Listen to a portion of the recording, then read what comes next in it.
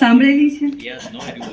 યાદ ન રહ્યું કદાચ કહો તમે. યાદ ન હોય, બરાબર. હા, એટલે હું એની આગળ બોલું છું એટલે મને એમ થાય કે આ લોકો કંઈક મારી ભૂલ કાઢશે, પણ ચાલો ને પહેલા હું વાત કહી દઉં કે એક વાણિયો હતો.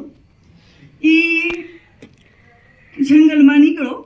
જો વાણિયો છે એની પાસે ભલે શક્તિ નથી પણ એની પાસે બુદ્ધિ તો છે, બરાબર. એટલે જંગલમાંથી નીકળો ને ચોર ને લૂંટારા ને એ બધા એને મળ્યા વાણિયાને.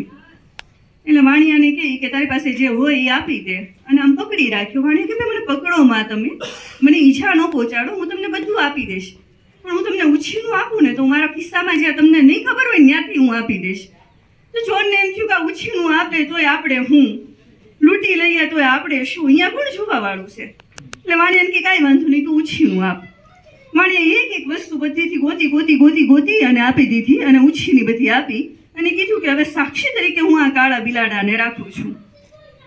એટલે ચોર બધા હસવા માંડ્યા અંદરો અંદર કે કાળું બિલાડું હું બોલી એકવાનું.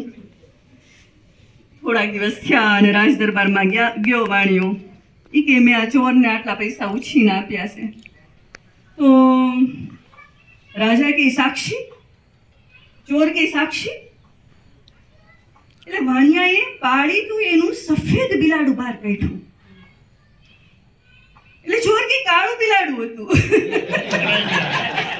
મતલબ પૈસા લીધા છે, બરાબર. આ વાણિયો તમે બધા મારી ભૂલો કાઢવાના છો મને ખબર છે, કારણ કે તમે વાણિયા જેવા બધા વડીલો છો મારા. છતાંય હું તો બોલું છું